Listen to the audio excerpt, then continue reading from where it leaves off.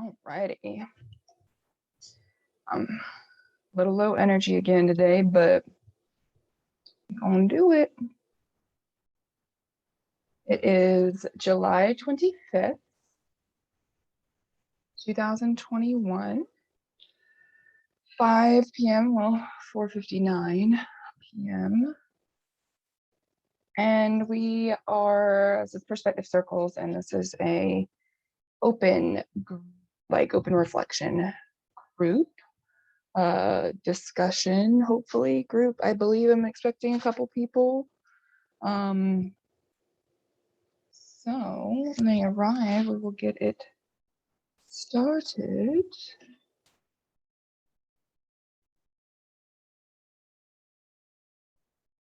July 25th.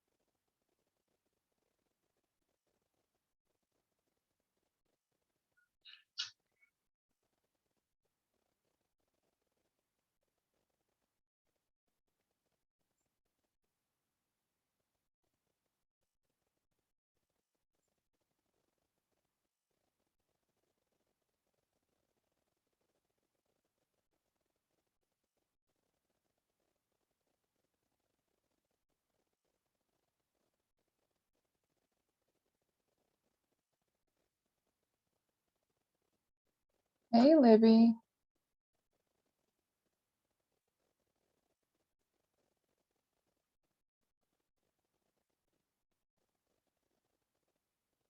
Can't hear you. I thought I saw your mouth move, but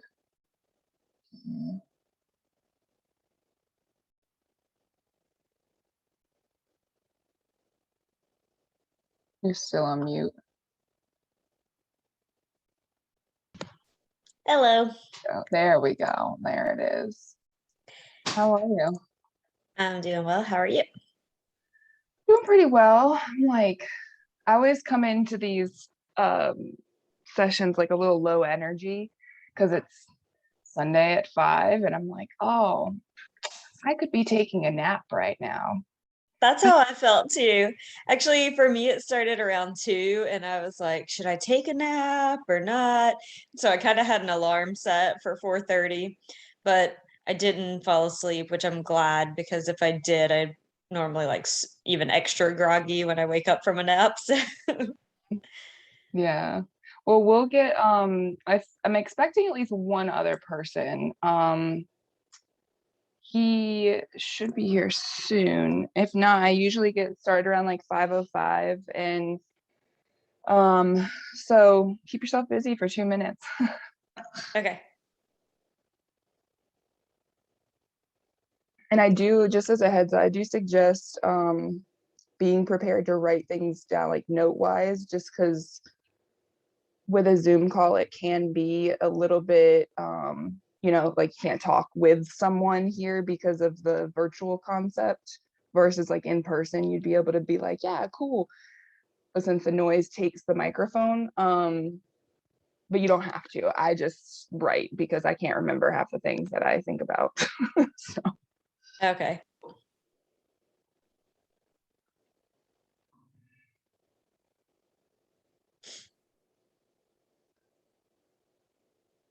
I was looking at that.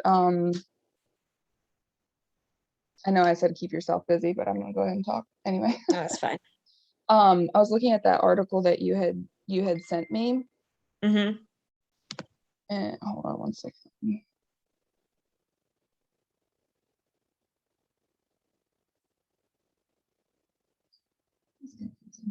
Um, and it's interesting. I'm curious about how you came across it.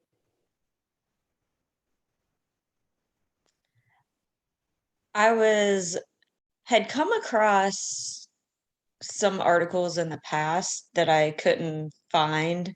And I was quoting some like statistics similar to that to somebody in a conversation last weekend. And he was like, send me information on it. So I tried to find the information again. And so it was just kind of Google search. Gotcha. Okay. Well, I'm actually let me.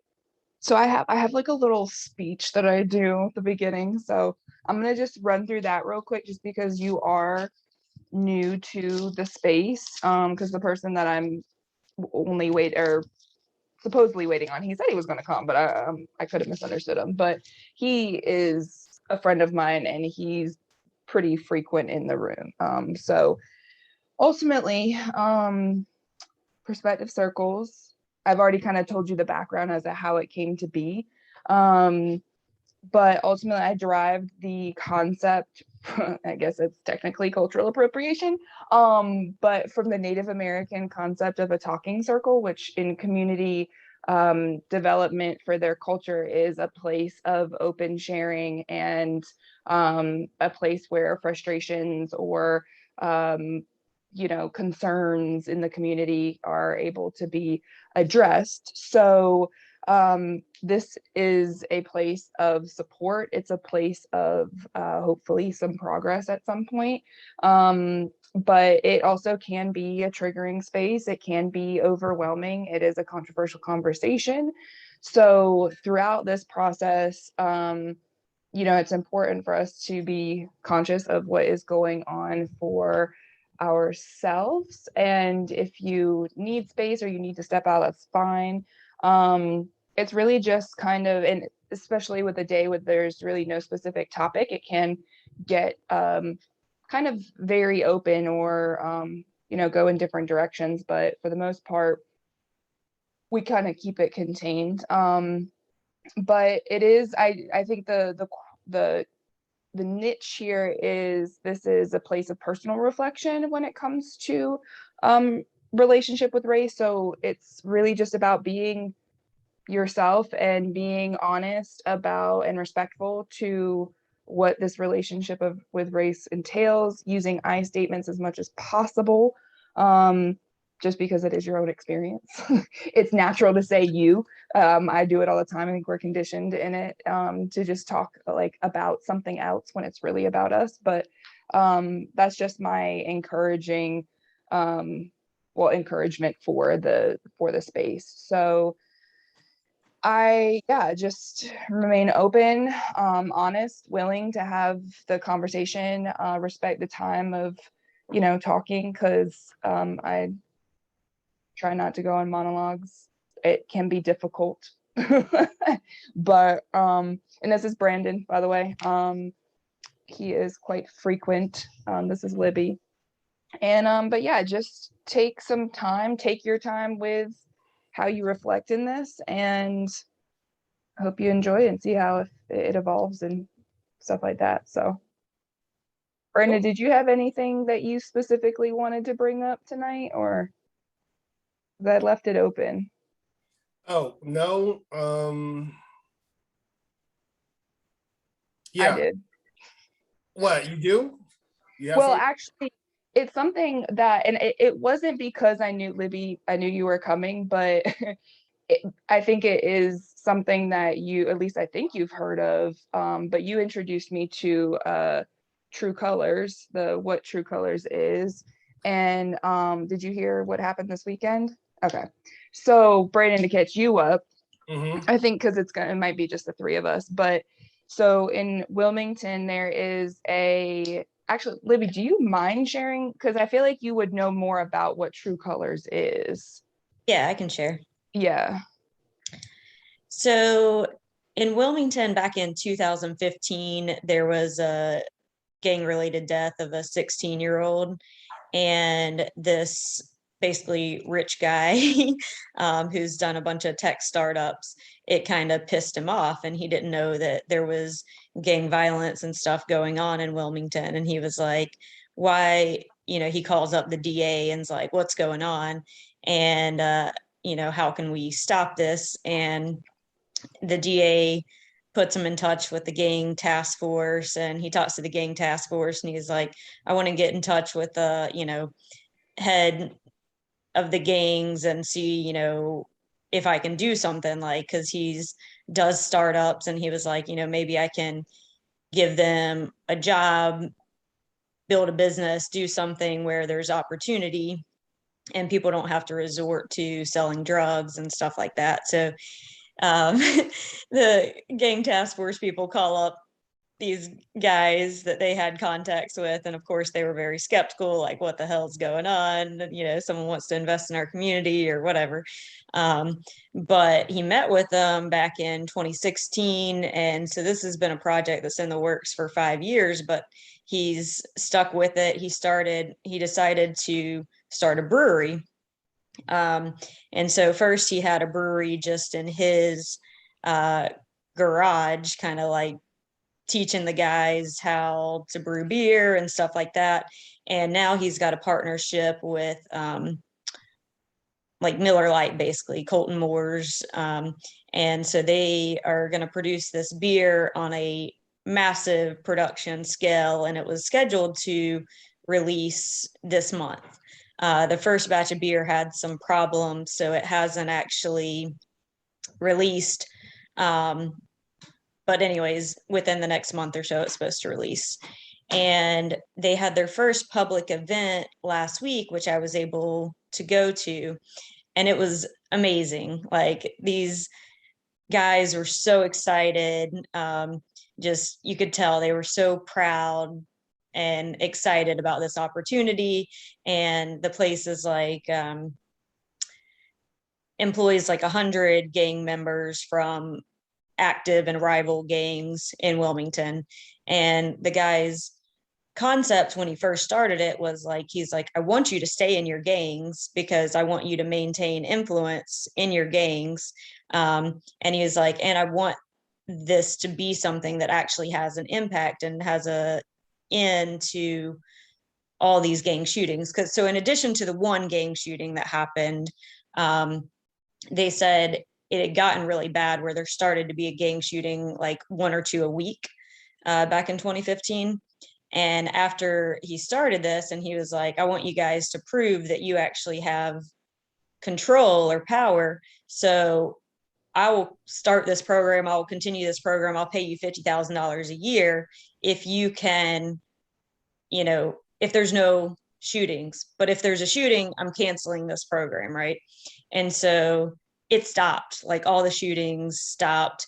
And so far this year, there's been 2 shootings prior to yesterday. But anyways, so it's had a huge improvement over the past 5 or so years. And yesterday morning, I first heard about it from Sarah's brother. Bill sent me a message and was like, hey, did you hear about the double homicide? Basically in my neighborhood. And I was like, well, what? So then I Googled it and was like, double homicide, and my area, and I saw it said it was at the home of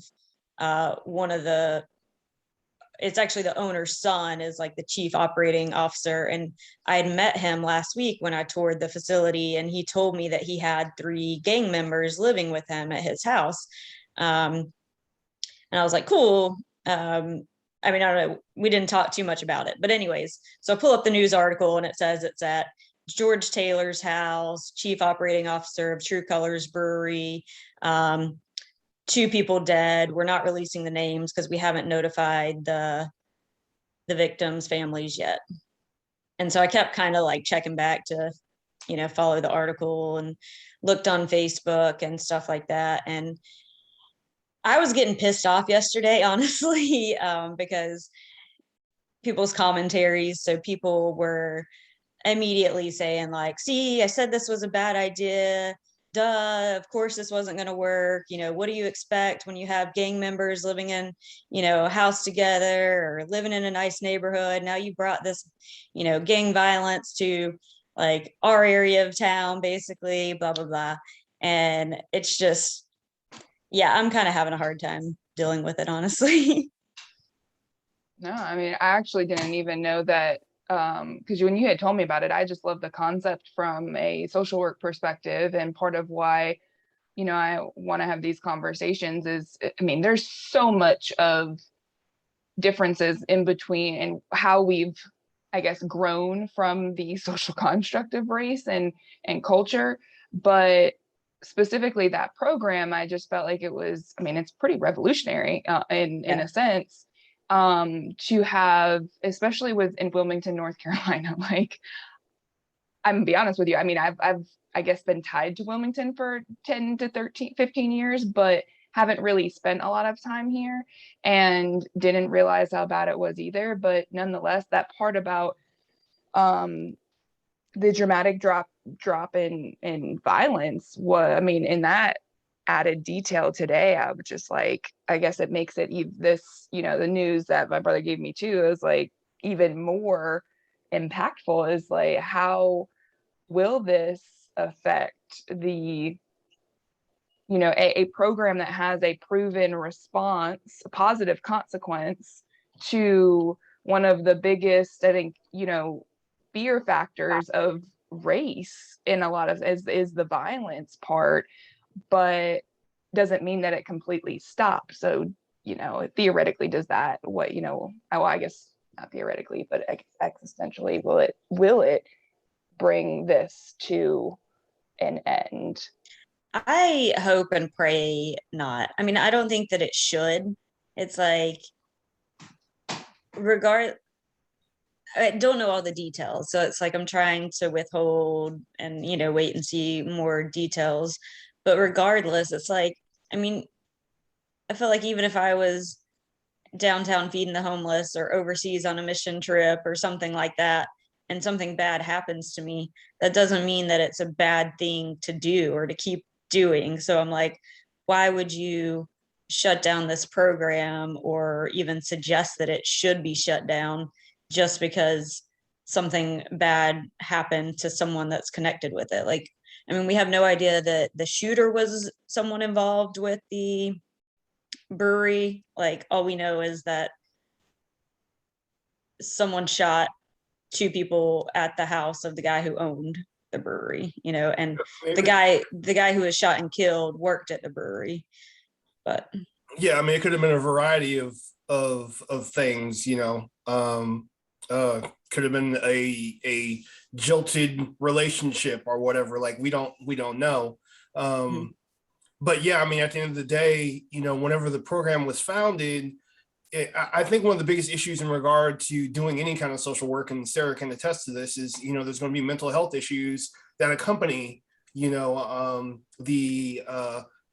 people that you're trying to help, and the baggage that they have from, their life up to that point where you were helping them is still present. It doesn't just magically go away. So whenever you're dealing, with homeless people, for instance, like you said, like, you're not just dealing with hunger and housing, you're dealing with, people who might be schizophrenic and whatnot. Does it mean you don't try to help them? No. So it's the same thing in regard to, this situation in regard to gang violence. Like, they were part of a gang for a reason. Violence is part of that world.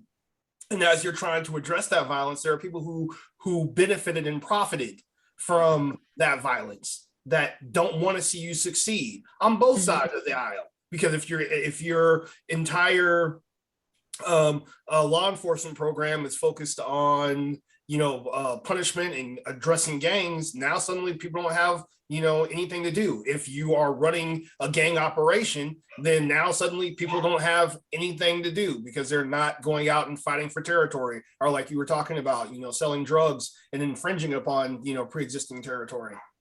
So there's a lot of people who see the success as failure, and they're looking for it to fail inevitably, which is not something that has to happen inevitably. You just have to be able to recognize and sustain a certain amount of acceptable, and I'm not trying to be callous or anything, but there's going to be some acceptable losses that you're going to, how many people are we helping versus how many people have been hurt, right? Mm-hmm. So for me, it's like more so about establishing more of a solid business model just in case something like this happens, because you're going to have people who come in and they're traumatized and they may do stuff like this. But until a culture is developed, until it's allowed to permeate the community, and even though you might have some gang members who might be on board, you got to give time for other people to see how this is going to like play out and how they're going to benefit from it.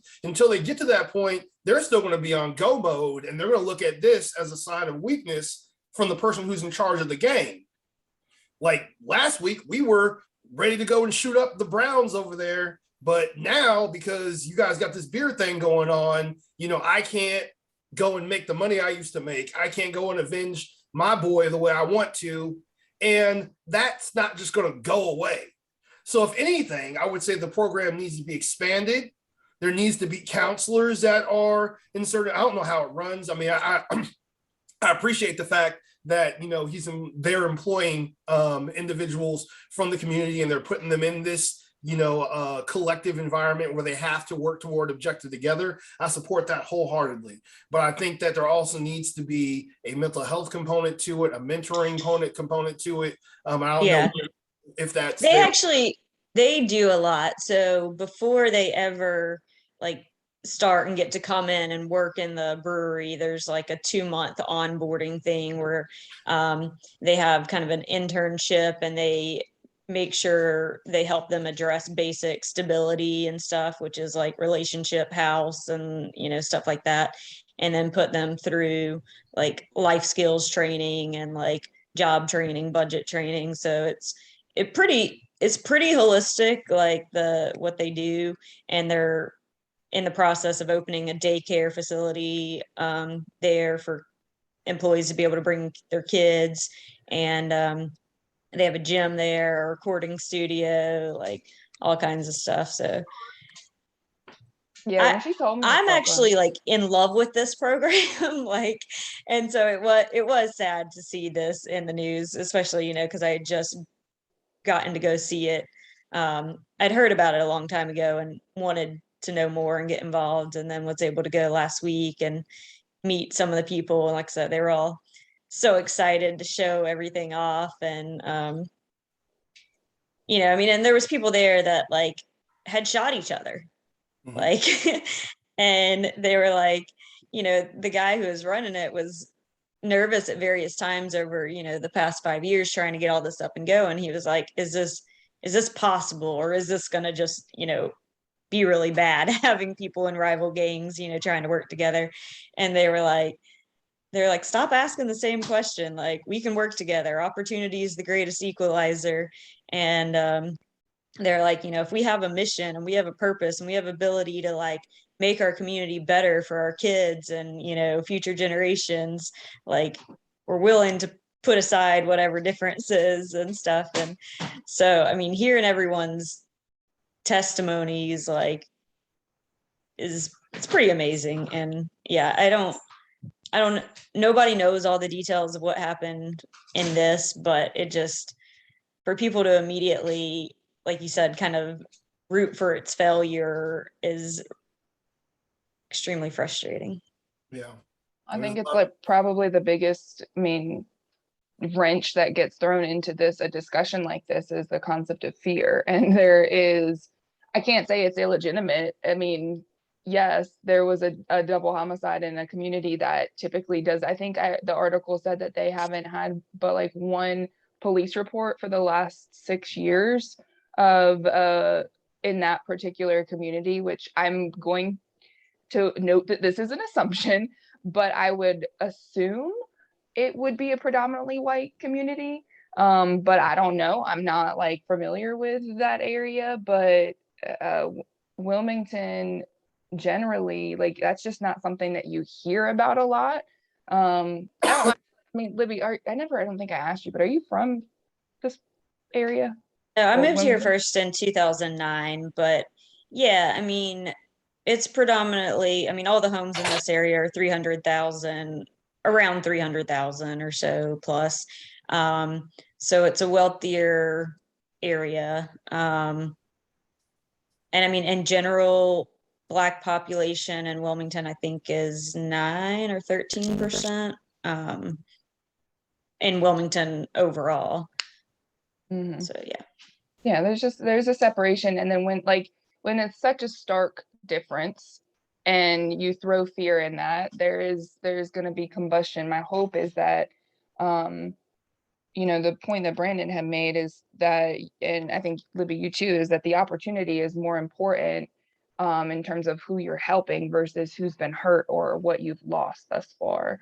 And I don't know much about the program. I just low key fell in love with it myself too when you just told me about because actually my interest on a professional level with the criminal justice aspect of our society, and then gangs specifically, I did a little bit of research in grad school about that, just be from the human behavior side of things, is that gangs exist to ultimately protect the community, and it's come to be such a violent, I guess, stigma against it. But ultimately, they really did evolve out of belonging and making sure that they weren't going to get run over by someone who had enough money and had enough backing in the community um, to take control over things.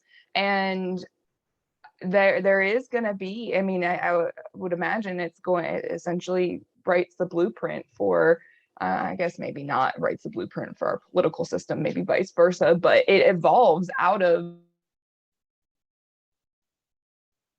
the system that we are challenging now. And of course there's going to be friction just with disagreeableness that they're not gonna happen. So, but the mental health component, I mean, can't lie, I see everything pretty much through a mental health lens. Yeah. But it is, I mean, I don't necessarily, I'm not going to make this a discussion about gun violence, but I mean, the gun can't shoot itself. It really,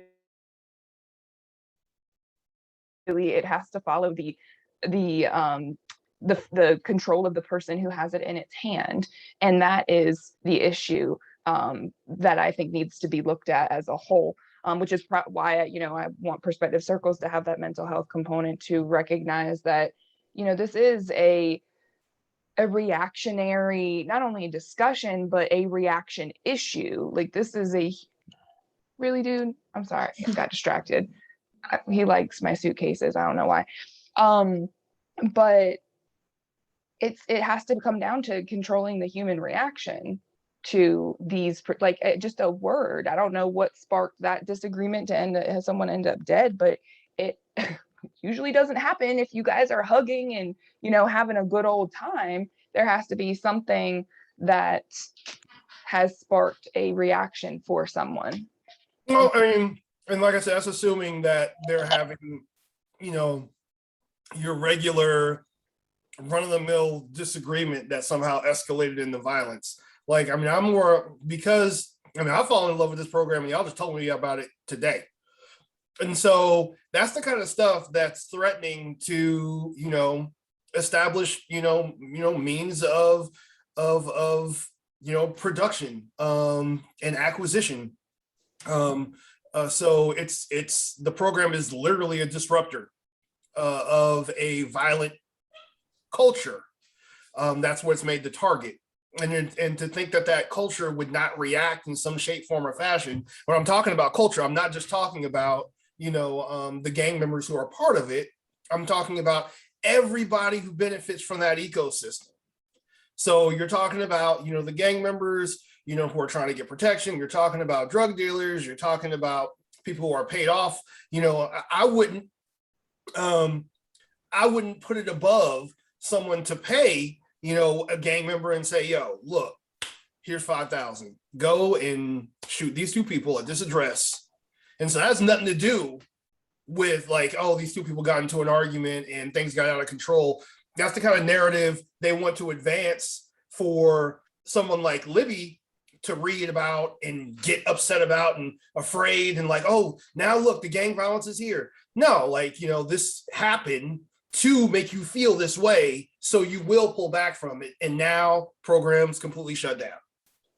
So that's where I'm leaning on, because I feel like those who are in the community, those who matter, those who actually participated in this program on both sides of the spectrum, whether they were in a gang or whether they were just, happy about doing something that was helpful for the community and love beer.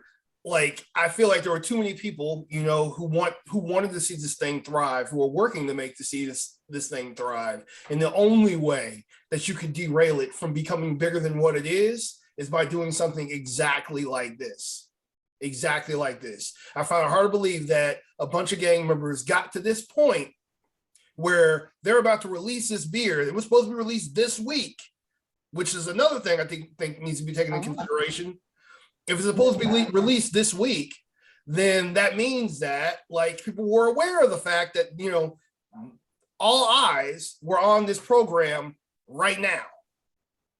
And then for it to suddenly be derailed, like I'm not buying, a gang member sleeping as a sleeper agent who just suddenly got into his feelings or suddenly just popped up and decided that, he wanted to do something for his fallen homies. The week of the release, I don't see it. I just don't see it. There was too much riding on it. Yeah, that makes a lot of sense. I was actually, I think I missed the part in Libby with the beer. I mean, like that kind of does up the ante. And I mean, I don't want this necessarily to be a discussion about like all the hypothetical situations in true crime daily, podcast here. But I will say this though, because Rennie, you mentioned something that tied back to what Libby and I were just briefly about to, which is very uncommon for me to be brief. But touch on when we first started, which was she had sent me an article and about the likelihood of white people versus Black people getting shot by the police. And I had started to ask you where you got it, because I eventually wanted to share the first thing that I basically had in my head was I was noticing in the article that specific excerpts were being pulled from the research that they were citing. And then my research brain turned on and I was like, the media has because I guess the website was homicide report or homicidesurvivors.org or something. And the media can pull specific things to compile them in a certain way that support their point that there's confirmation bias. And, we can individually do that ourselves when we, just look specifically for one point to back up our statements. But yeah, how much is that at play here? Because when I read the article about the homicides in Wilmington, I remember thinking that they mentioned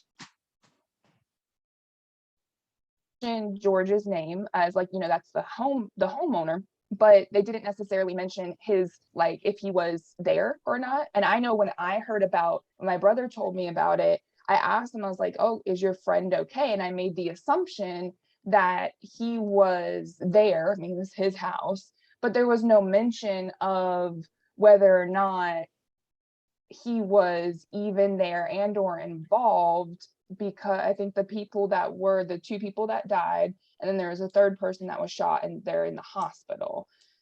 And I was like, now that just seems weird. I'm like, well, I have to go back and reread this, because I'm like, maybe they mentioned it and I missed it, but why wouldn't they have mentioned like whether or not he was okay and or not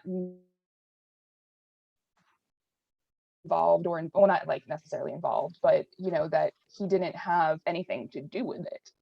I may be getting too hypothetical here, and that's probably why I don't want to come, but I guess my point was is that we're catching up. We don't we're playing catch up with what we're given. And so unless we're going to go take a walk down and, you know, crime dust Yeah. the whole place, then. But there is stuff to unpack here, because, you know, like Libby's concern is, and the first response of many members of the community is to lean into that confirmation bias and say, you know, it was those black and brown gang members. They got what they deserved. Anybody who was affiliated with this, you know, project, you know, is going to suffer similar fates. You can't trust them. You can't. This is what this is. And so analyzing that knee-jerk psychological response, you know, is a right ground, you know, in my opinion, for, you know, discussion, and also something that needs to be targeted in this moment. You know, like, we need to, and this is how confirmation bias, racism, prejudice actually affects our criminal justice system. Like, you could actually, there could be, like I said, like, you know, a white person who just didn't like this thing going down and knew how it was going to look if he decided, if he decided to take it upon himself to go and kill these individuals. This could be just a regular non-gang related homicide, just, you know, an angry white supremacist who decided, like, this is what I want to do because I can see this taking off, and a bunch of people of color getting a lot of money and a lot of power in my community that I don't want to have. But because we want to lean into our confirmation bias, we don't even look in that direction. And then we deal with a situation where you have people who are falsely accused, falsely imprisoned, something's pinned on this person, you know, because we got to find, you know, now we have to find the perpetrator. Now we have that responsibility. And if we aren't looking in the right spot, you know, it's very, very easy for somebody to fall in between the cracks and become a scapegoat. Very easy. I mean, I feel like I would challenge everyone listening or anyone here is, like, just think back on how many times that you had just like the slightest like tickle in your throat for the last year and a half, and you started Googling the symptoms of COVID-19. Like, you know, I mean, I've done it, and I teach people about the concept of confirmation bias. And not that it's like a new one, but it's when we're living it, we don't necessarily see when we do it. It's not that you didn't know about it. It's just like, it's your lived experience. So therefore that perspective is not there. I mean, I talk about it with my clients every day when they're like, oh, I think, man, autism spectrum is, and I've even done that one too. And I was like, since my social skills sometimes can be a little off, you know, I'm like, oh man, I must be on the spectrum because like, I don't like people that much and I don't talk like, and I'm like, no, Sarah, maybe you literally, the system is, any system that we live in is comprised of things that we've labeled to make an understanding of, and in turn can be skewed by any other like variables like fear. And we become hyper focused on what we want to be true versus what we need to know. And it just, I mean, it can spread like wildfire. So I like low-key have a solution for that, but I really don't think people are going to stop and be, you know, practice mindfulness all the time and control their reactions. And the reactions can be quite intense. I get that. And it's easier to make assumptions, and it's easier to jump to making a generalization about whether it's a program like this or about a person that looks a certain way. And then it blossoms from there. Yeah. That's all I had to say about that. Are those the goats? Could we have like like the ghosts make a debut on the perspective circles? No, I'm just kidding. I could probably make that happen. I have to walk my laptop outside. It's okay. That was just, she has some goats and they're really cute. Sorry, ADD tangent break there. But Libby, if you don't, oh gosh, I don't think I had my question quite formed. I guess I wondered whether or not you knew more about the mental health, like, and you said they had all these programs within this program to prepare these people working for this business to how to run it. Does that come from like other people in the community and that training? And so would in turn the like, if this like shakes anything within the business, does that mean that the community actually gets stronger from backing? Did that make sense? Sorry, that was a very expansive question. I didn't understand the last part. The first part, it's a girl I am friends with, used to go to church with, named Kalila, who runs the training program piece of it. And she and my husband actually co-founded or started Wilmington Fashion Week a few years ago as well. And then we kind of lost touch for a little bit. Well, TJ and I moved to England for a couple years, and then I saw her. She was on like Good Morning America, talking about what she was doing or what they were doing with this program, and I happened to see that a couple weeks ago, and I was like, "Holy crap!" And so I like reached out to her, and I was like, "This is amazing. This is the best, whatever." And so anyways, I know, and I've done some of her trainings before too. Like she used to always do like kind of women's empowerment trainings or just different things, like trying to build people up and give them confidence and teach them like who God's created them to be and live out to their fullest potential and stuff like that.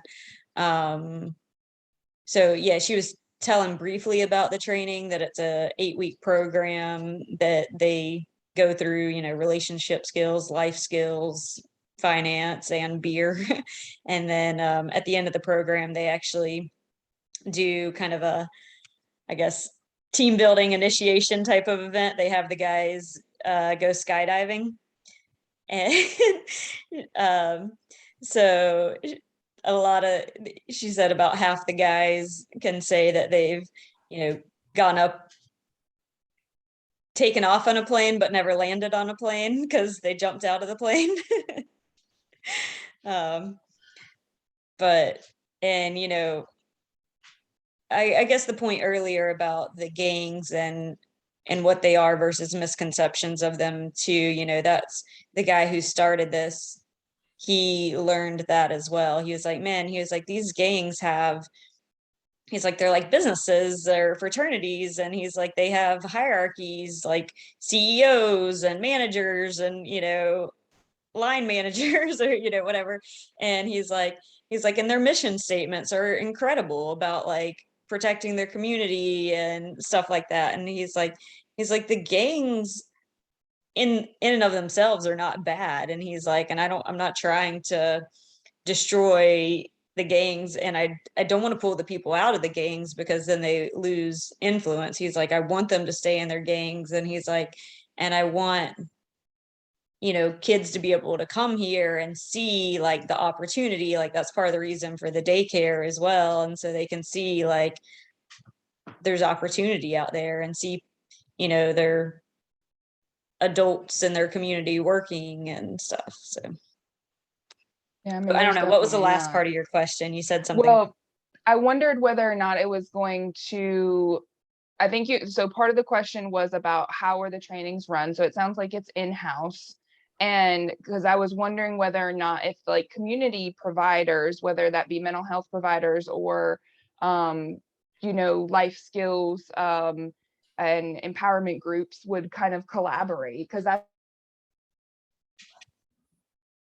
part of the reason, if I'm being honest, that I'm like super interested in it, is because I'm about to have a role of facilitating something like that for the community, not necessarily specifically focused on me, bridging the gap between gang violence, but to provide opportunity for underprivileged and or just underserved populations within the Raleigh community. So like, and ultimately I was wondering whether that those community providers put in, because and how would that impact the community with an event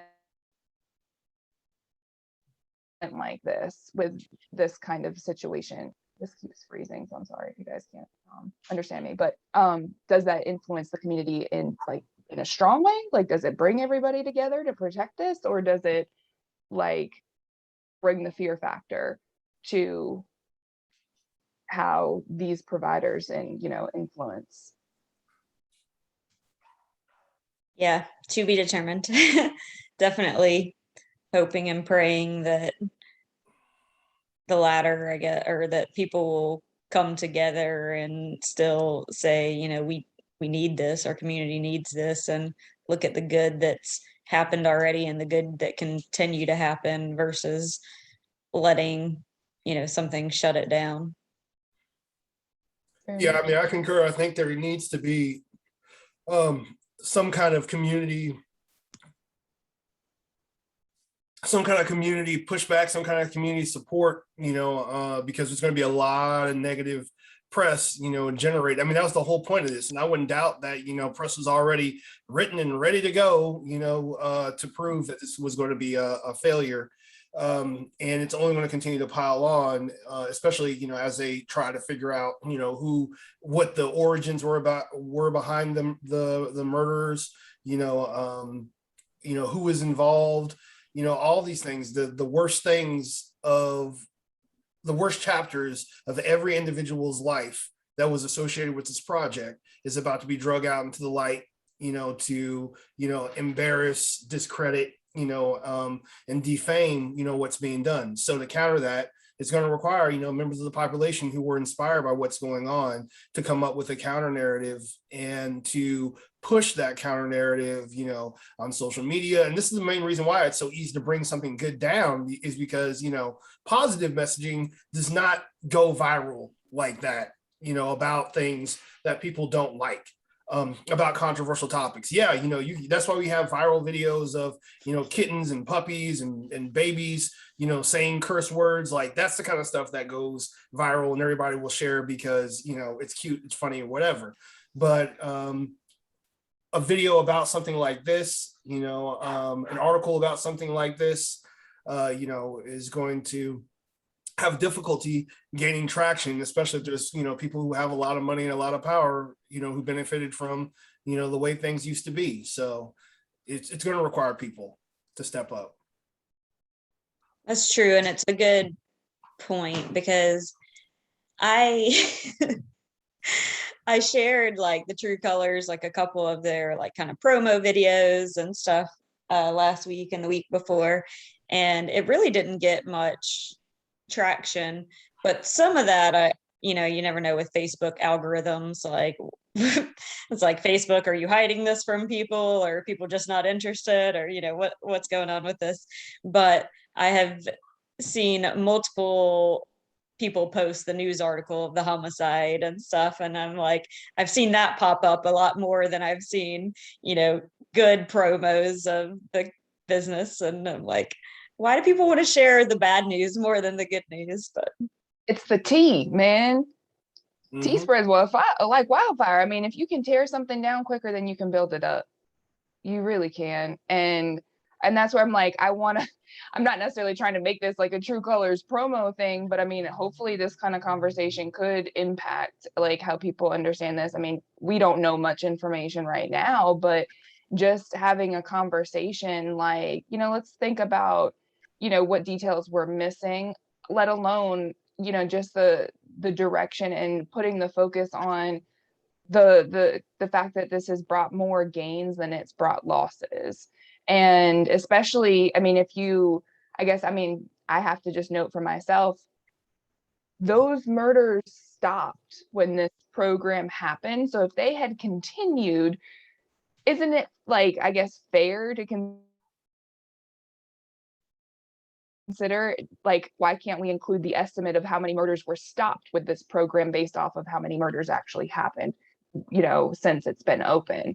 But that is just like, it's just like a little groove of, ways of how we think that we kind of just glaze over because we're so caught up in, oh my gosh, two people were killed, or two people were killed, and like, this is, and I get it, that's so important. It's also important that these two people were related to, whether or not they were related to any gang, their families lost them this weekend. This is not just about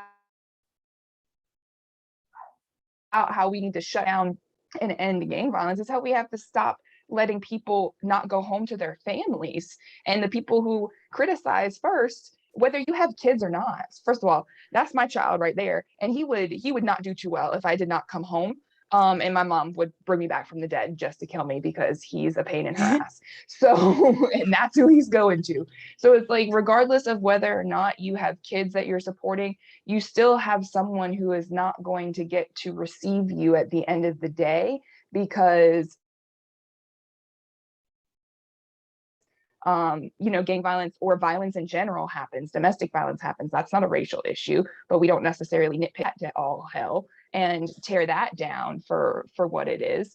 But because it's associated, now I could be getting on a little tangent here, but I mean, when you think of gangs, what's the first association you make?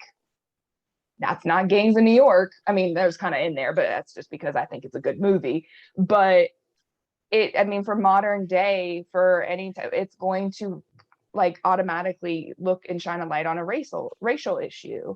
And that right there causes that reaction and that fear response. I know when my first like, if I think, I mean, yes, I did the research. Like, if I think about it, grad school allowed me to Google. I paid a lot of money to go ahead and Google some information about how these groups of people came together in the community to protect themselves from capitalism and oppression and all that, and some violence, because we're just natural survival instinct. But I did that. However, it was my lived experience of being in the prison system, of being in the county jail system as well, was honestly more where I got my exposure to gang affiliation. And from I was white woman sitting in this little room with a desk in front of me and asking this guy who came in with tattoos all on his face. And I ended up, I'm not going to say I saved his life, because I mean, I honestly don't know where he is now, but I know that when I first met him and I could tell the affiliations, he was a blood based off of his tattoos, and all I did was make him laugh. And he just cracked open, like, actually, this is probably about like a minute and a half it took me. I like to, compete with myself, how long it can take me to get someone to tell me a little bit more truth about themselves. And he had no idea that he was about to detox from a fifth of whiskey, and what would happen to him if he just stayed in jail for the weekend. And he didn't realize that was a problem. And so right there we come from, like, yes, it is protecting the community, and gangs can be a good thing, but it's also something that is very stressful, and it does isolate people from knowing that they can get help outside of the one thing that does protect them. And I don't mean that as like a negative light to gangs. I just mean it as like, it is a complete mental health issue to look at why people have to feel like they have to fight for their lives and not realize that, just this coping mechanism as like having a fifth of whiskey a day is not healthy. It is a health issue, not a crime issue. It is a health issue. It is quality of life. And that stigma about, I'm going on a monologue here, y'all, but that stigma, I feel like it's not backed up by enough research, because most people won't look at it as being, oh, well, these are people too. Yeah. These are people that need help too, and they have to help themselves, because people will look at them and be like, oh yeah, no, you're not willing and worth that kind of help. I mean, I think that I mean, you struck a very, very significant chord when you're talking about the history of gangs. You're talking about the community. You're talking about individuals that came together to want to protect their community. And this is not me trying to lionize gangs or gang activity or advocate for anybody to join a gang. What I'm just talking about, the de facto reason why these gangs came to exist was because individuals decided to take it upon themselves to join together. I think that's what's being lost, in the narrative that's being spun right now about, this colors program is, we're leaning into the confirmation bias we have about gangs. And we're looking at gangs as a problem exterior from the individuals that are part of it. Like, we have a stigma in our mind that if you join a gang, boom, immediately you're a bad person. You deserve anything that happens to you. Anybody who has anything to do with you, is going to suffer the worst. And we internalize that narrative. And so whenever we see the word gang written on paper, page, screen, radio, blog, email, meme, whatever, immediately that programming, it's just activated. Gang, gang. Someone died. There's going to be, brown people involved. They're probably going to be poor, and they're going to be doing, dangerous stuff, to each other, and they're not going to be that educated. Like, we have that loaded into our prefrontal cortex as soon as somebody, drops the word gang. Similar things happen when we hear stuff like, race or liberal or conservative, or like we internalize these words based off of what we've been taught to believe and what's been reinforced in society about them. And so that makes it difficult for us to have that different discussion that Sarah is alluding to, where we are talking about individuals that need help. No, in my brain, automatically, I'm thinking these individuals don't need help. They just need to stop being gang members and stop being bad people. And you get this overly simplistic solution to a very, very complicated problem. And that's another flip side to bigotry and, how we've internalized oppression of peoples in this country. We slap a label on it, and, the label becomes the problem versus the individuals behind the label. It goes so many different directions in that. But I'll just say, I think that applies, outside of this conversation, but for my profession, that is one of the biggest barriers to me as a therapist, as a healer. Like, I'm starting to get away from like just the stigmatized version. Like, I can't convince people that I don't give advice. I swear, like, the first thing is, like, they come to therapy and they're like, I have a problem. I'm like, I know you do, but I cannot tell you what to do with it, and I'll help you figure it out. But just the label of a diagnosis and how that conforms a person's thought process about what their capability is in life. And that's just one person, let alone being one person in front and center of millions of people who make the association of the word gang, and then how they look at you. Keeps people from getting jobs. There's so many stigmas, and the recidivism rate in regard to, prisons and people going back to prison is based off of, this stigma. And so it's like, we have a criminal justice system. And whenever the criminal justice system, has applied its punishment to you when you get out, supposedly you're supposed to be reformed.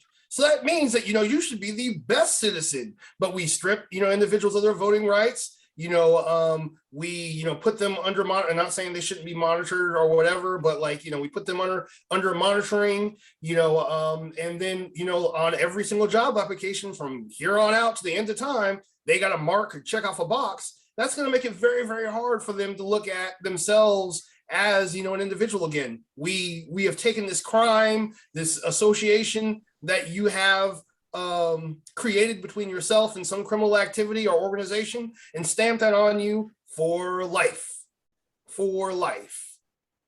So what opportunities, do you have? Do you feel, would you think that you have, with that kind of scarlet letter hanging around your neck, for the rest of your life? Yeah, and that was another point that the guy made, and maybe it was even before he fully went all in with starting this brewery. Like, he tried to get these guys jobs. He was like, I know every CEO in town. He like made some phone calls and was like, hey, I want you to hire this guy. He's a great guy, blah, blah, blah. All he's looking for is a job that makes $15 an hour so that he can, provide for his family and stuff.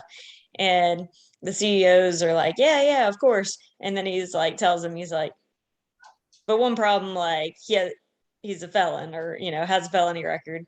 And then they're like, Nope. sorry, I can't do it. And he's like, and I'm not necessarily faulting them because I know there's all this politics, whatever, but he's like, I realized if I can't get them a job and I have all these connections and I know every CEO in town, he's like, there's no way they can get a job on their own. So he's Nope. like, I got to do something to like where they can work. And Yeah. Now I can't necessarily blame people because I'm gonna be honest, like the fact that we're having this conversation is that stigmas and biases are very real, and they've become real because there is some, I'm going to play devil's advocate just for a second. There's some validity to the other side of the argument, but it's where does the critical thinking come in?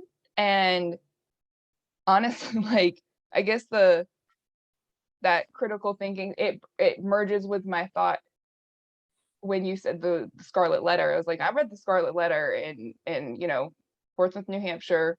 I was where there's not a lot of Black people or just culture in general. Mm-hmm. It's an old settlement town in New England. I read the Scarlet Letter, didn't read the Underground Railroad or anything like that, and that's exactly where I've been working with a lot of adolescents and teenagers these days, and I'm like trying to have the conversation of like, what's the point of going to school? And I'm like, that's the point of going to school, is that we read literature about concepts that still happen today, that you mess up once or you make a mistake as a human being and you are now branded with some label that restricts your ability to do, I'm not going to say anything, but in small ways just starts to be able, it wears down your ability to think that you can do something because you were told that you are different, or you're told that you're less than because you made a mistake. But what about survival? Like, that's just, it's a natural reaction to people make mistakes when we, like, yes, or they're ill-informed, but when they make a natural reaction that goes through not having the resources, aka information, or the education that they needed to complete this in the correct way. And it's insidious because it works on two levels. One is it causes those individuals who are participants in such a system to internalize these false narratives about themselves. I'll never be, a CEO. I'll never make, a decent living wage. I've committed this crime. So for the rest of my life, I'm just going to be struggling, working 5 or 6 jobs just to get, the bare minimum to exist. And they're going to be shitty jobs because no place of quality is going to hire me. And so that's one side of the internalization of the process, and that's the internalization. The other side is, there are those individuals who are like, this fucking sucks. I can't make, what I want to make, and the only thing I know how to do is, commit crimes like selling drugs or larceny or whatever, and they end up back in the prison system. And that perpetuates this stigma that prevents other people, who are trying to get hired and trying to break that cycle. Those individuals, who do go back to jail end up, validating the opinions of those people who are like, I don't want to hire, a felon at my business. They may, one day decide that they're going to rob me. So until it all, in my opinion, actually reflects not just our stigmas, our collective stigmas socially about, the criminal justice system, but like, what needs to be done in regard to reform. And the reform doesn't just need to happen within the criminal justice system itself in regard to, getting more mental health advocates out in there so they can talk to these individuals. While, you got all the time in the world, you're doing, 5 to 10 for whatever, there should be an opportunity for you to grow, internally. So when you're able to get out there, you can say, hey, I'm ready to re-enter society. And then society has to be ready to say, we're ready to accept you again. Because it's a lot like how we look at misogyny, in our culture. Instead of, blaming women for dressing a certain way, looking a certain way, saying certain things, we need to be talking about how do we educate men differently, to make sure that they're not doing things that make women uncomfortable. They're not doing things that make women feel like, we have access to their bodies and whatnot. But then that goes back to, talking about like, bodily autonomy. And then you get into politics there. But at the end of the day, it's not fair to blame the women for the treatment that they're receiving from a system that has rewarded a patriarchal approach to literally everything. I feel like the same way should be if we're talking about criminals and we're looking at criminals as individuals who are in a position that none of us would want to be in, that 9 times out of 10 they didn't aspire. No one wakes up at 3 years old and says, you know what, mom, I want to be a gangster when I grow up. I want to go out and rob people. I want to go and sell drugs. Like, there's no little kid who's aspiring to do that. A series of situations, a series of circumstances contributes to that. Now, if you talk about a kid who's exposed to that environment and they see Uncle so-and-so doing it and they want to be like Uncle so-and-so, then that's also trauma right there too. They're being programmed to believe that this is a viable solution to their problems. They're being programmed to believe that you could retire as a gangster. That doesn't happen. Now, if you're a gangster in a tie, maybe that happens. But if you're a blue collar gangster with tattoos on your face, that's not going to happen. And so there's a variety of things that need to happen to prepare society to receive these individuals back into the fold. There's a variety of things that need to happen to prevent individuals from going out of the fold. And there's, a variety of things that need to happen to those individuals while they're going through, their incarcerated system where they're supposed to be. That's the thing. We look at the criminal justice system as, haha, you stole a candy bar. You're going to jail for 5 years. Haha, gotcha. You're in trouble now. And we look at it as we look at justice as punitive. We look at justice as harmful. We look at justice as something where people are supposed to suffer. You're supposed to suffer for 5, 10, 15, 20 years, life, death penalty if necessary. But we rarely ever talk about reformation, which is what the system was supposed to be. The suffering doesn't make you grow. For all intents and purposes, the suffering might make you worse. 9 times out of 10, it's going to make you more pissed off about society, the world, the circumstances that got you there. And then now you're back in the world again after you've gone through this crazy, intense experience where you may have been assaulted multiple times behind bars. There's a bunch of things you had to do, but one thing that did not happen was your soul being nurtured in any shape, form, or fashion. If you found God behind there, you did that shit on your own. So with that being the case, like, those individuals who come out of there, they're not coming out of there looking at a better world. They're coming out of there with 5, 10, 15, 20 years taken from them. They're trying to figure out what the fucking Instagram is and what they need to do to, make sure they get the right Bitcoin. It's crazy. And they don't know what to do. And so they resort to trying to do what they used to do back in the day, this was familiar to me. I could sell, I could sell this crack over here. People still want crack, right? Crack. I'm gonna sell me some crack. That's Don't all. die. I don't know yet. Crack. It'll make you die, but it ain't gonna die. Exactly. Especially if there's a business in it. Exactly. Where there's crack, there's always gonna be some crackheads. And all I gotta do is find out how to get the product and get it to that market, and I'm good. And wait, how do you do that?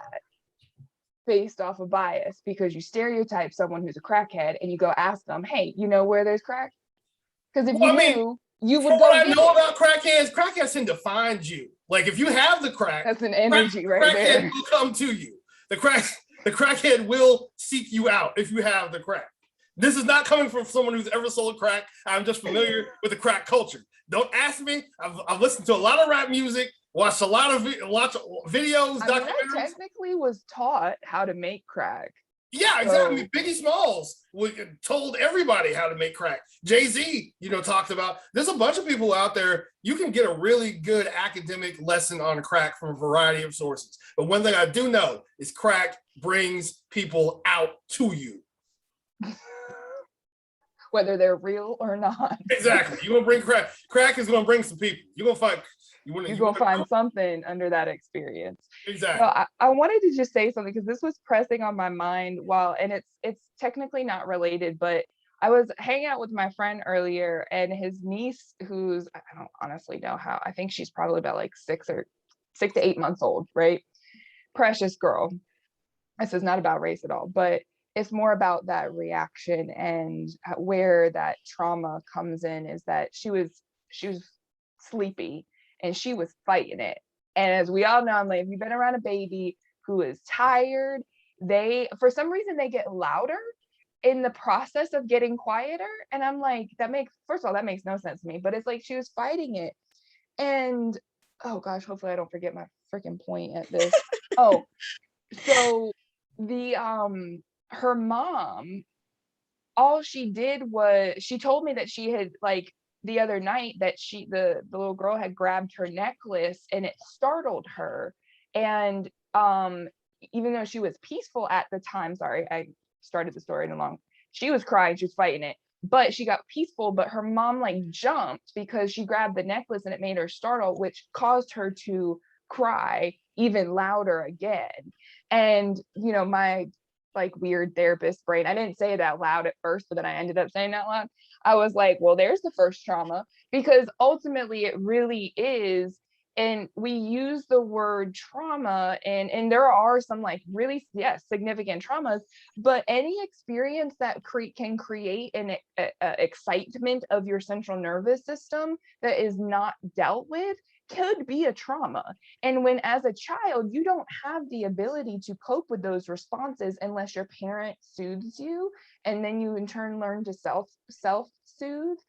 But I was just like, I mean, the correlation for me was just that, like, you have a child that grows up with a household that is chaotic because of circumstances within a society. You have a child who is in a stable household in certain circumstances who still can get reactive based off of their caretaker's reaction. And then you put them in your caretaker in the circumstance of having ultimate stress and being in survival mode. That right there produces of course, I'm sorry, I'm going to say it's a mental health issue. Actually, I'm not sorry. It is a mental health issue that evolves into the criminal issue just from a biological, uncontrolled, like a natural phenomenon of a mother and child falling asleep. Mm-hmm. Did that make sense to y'all? Because in my mind it made sense, but I want to make sure it made sense to other people. It made sense. Okay, I just want to make sure.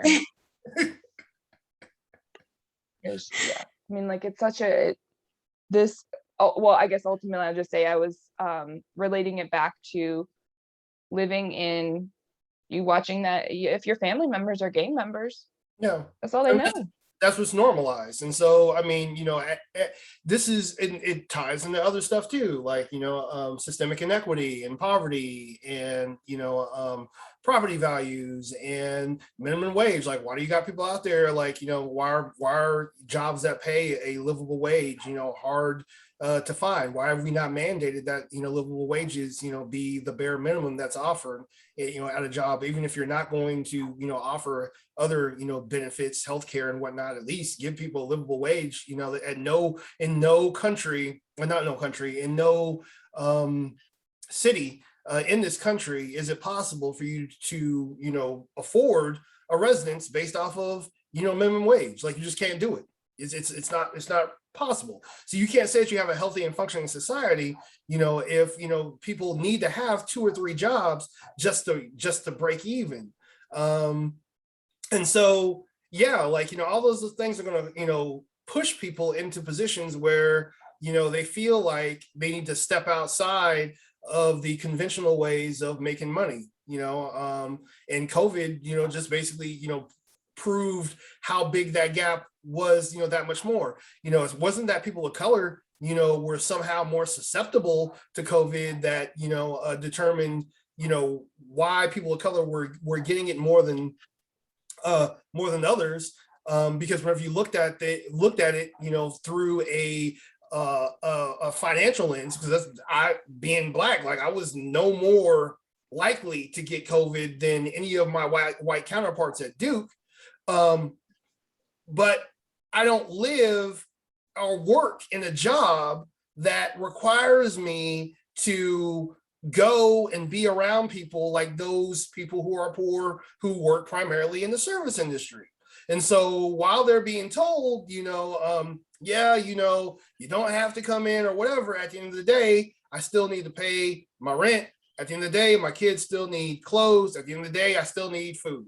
And this is all I have. This is what I have to do in order to do that. And so all these people get out onto public transportation, because we're talking about people also who probably don't have, their own vehicles or a reliable source of transportation. Some of them might be driving transportation. I have to drive Uber because my kids, need to eat. Then I'm gonna drive Uber because my kids need to eat. That might mean there's going to be 15, 20, different passengers in my car. And the likelihood of one of those individuals having it, is pretty high at some point. The more people the better I do at my job, the greater my exposure. So, we need to, like, look at, how things operate on a systemic level, where people are, when we start, quoting and citing numbers and talking about statistics and facts, because it's not just the one factor, that's determining, why individuals are doing what they're doing, and falling between the cracks. There's a variety of factors that contributes to poverty. There's a variety of factors that contributes to recidivism rates as it crosses different demographics. There's a variety of factors that contributes to infant mortality. It's not like poor people don't care about their kids as much as, wealthy people do. If you don't have access to healthcare, if you go to your doctor and your doctor immediately, minimizes what you're going through because, of their own personal biases, or they just don't have time because they're overwhelmed, then yeah, you're not going to get the same level of care, and your child may not get the same level of care. So there's a lot of conversations that spring out of, this double homicide that happened, down there. There's a lot of conversations, but the key is making sure that you're having those complicated and complex conversations versus steering into confirmation bias and just saying, oh, there was a gang shooting. That's what happens when you have gangs. Next. Yeah. 1 + 1 = 2. Mm-hmm. And that's where we start talking about systemic racism and bias and whatnot. That's what that is. That's the depiction of that. It's not people, and that's the thing. It's not somebody having I think there's this twisted misconception that, if you are facilitating systemic inequity, you're sitting in some dark room, with a cigar, twirling a cigarette, like, how can I screw over the Black people today? It's not like that. It's there is a way that we've been programmed to think about a lot of things that contribute to the perpetuation of disparity and inequity. This program is a prime example of that. You have individuals who are trying to make the best out of a very, very bad situation for a variety of people. And they're working on both sides. You don't have a bunch of poor people, just trying to fix this problem. You have people who actually have money and power and influence and wealth who are actually trying to work with these poor people to address a community issue in regard to community violence. You have them all working together. But what's working against them is the stigma that comes from the system that everybody has been programmed subconsciously to adopt, because this is how we protect ourselves. Gangs are bad. We don't like gangs. Anything gang related must go. Even if we're addressing the problem of gangs, just the fact that we're using the word means that it's got to go. That program's got to go. So I totally, Libby, did you have something you wanted to add? Because I might be a little lengthy here, and we're already at the end. But I don't know if I want to add it or not. It's I guess I will. It's interesting, this whole conversation, because I feel like I have agreed with everything both of you guys have said, and I was kind of like, thank God, that this was not a contentious conversation, especially not like my first time on, when we don't really have relationships with each other and stuff like that. But I will briefly say, or maybe I won't, I don't know, but I think a lot of what you said, Brandon, and I don't know how you feel about critical race theory, but you were saying, it's not a one issue thing. It's so multifaceted. And that's my problem with critical race theory, as I feel like it's boiling it down to saying like race is the issue, or like looking at everything in the lens of race. But that's a misconception. Brandon, No, I just want, it's 6:20, and I'm like, okay. I don't want to go through this another hour. This is only 2 minutes. I'm not going to get an hour and 45 minutes of audio. I have to go through. I can do this so fast. I can do this. Okay. I'm just saying. So no, that's the thing. Critical race theory is not about boiling it down to just the issue of race. It's looking out at, first of all, I start off in the legal system. Now, the main reason why I'm a little bit informed about this is because I'm pretty informed about it too. I've read tons of books on it. Okay. So you don't have to start with where its origins were. Okay, all right. So the case in point, I have a personal association with critical race theory because my father worked on the Brown versus Board of Education decision, not the first decision that desegregated schools with Thurgood Marshall, but they found out after that ruling had passed, because I'm from Topeka, Kansas, where that ruling took place.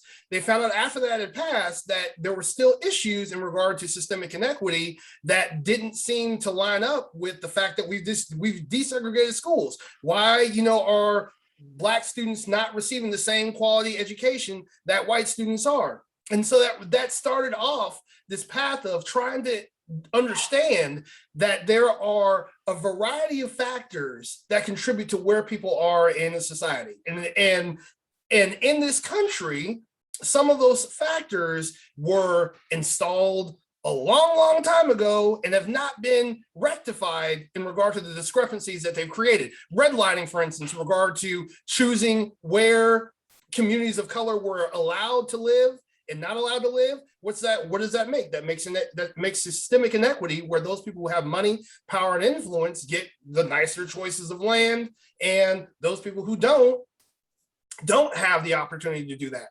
And so if you can grow food on your land, anybody in agriculture knows, that's a money maker. But if you are living on a parcel of land that is not arable, you can't grow any kind of food there or whatever, then you're reliant upon those individuals around you who can. And so when we're talking about critical race theory, it's not about conflating anti-racism initiatives with an education about how race has affected our country. Because if race, let's talk about this frankly, if race didn't matter, we wouldn't put it on our census. We wouldn't record it. We wouldn't talk about it. It wouldn't be a thing. You wouldn't say I'm a white woman. I wouldn't say I'm a black man. But the fact is, at the end of the day, we codified this social construct into our law, and we made rules and laws and regulations about it that are pervasive and still persist to this day. Now, we can talk about individual anecdotes and people who have transcended that system, and this program is an example of a transition or transcendence out of that system. But these programs are very, very few and far between. That's why you were so inspired about it, was because this is not something that you hear about every day in South Carolina. But in all reality, this is the kind of program that needs to be all over the country, in my opinion. So yeah, that's my feeling on critical race theory. It's not about, if you look at it as all white people are bad, whiteness is the biggest problem in this country, and white people need to go, then that's not how it was supposed to be looked at. When you're talking about white supremacy, when you're talking about systemic inequity, you're not talking about white people. We're not talking about what a child is not born racist because they're white.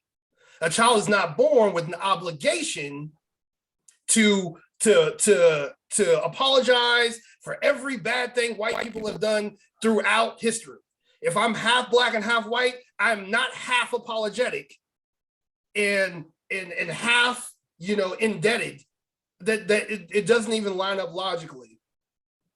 What it does mean is that there was a system. There are systems that have been placed since the origin of this country in a variety of levels, and the documentation is there, the laws are there in regard to persecution of Asians, Hispanics, Black people. It's not women. There's a bunch of stuff that has affected people from all walks of life to accommodate a specific subsection of individuals. Because that's another thing too. White supremacy doesn't just hurt people of color. White supremacy also hurts white people, because there are people who are actually suffering and going through things, and people fall into the stigma. Oh, you're white, so you don't have any problems. You don't have any issues. White supremacy. No, that's not the truth. The fact is, you get overlooked, or certain individuals get overlooked in our society. We don't consider rural communities to be communities that have needs, whenever you have poverty in rural communities that rivals poverty in inner city communities. And those rural communities, if we go to the mountains of Appalachia and whatnot, predominantly white. So that's my spiel. I'll get down. Your interpretation, welcome. Yeah, I mean, I think you went way over 2 minutes, and I would go way over 2 minutes, and I think Sarah's trying to wrap up, so I think we would have to have a longer We're gonna discussion. table that. But I will say that I think that overall, like, I would like to have conversations with you, because like I respect you. I feel like you are very educated and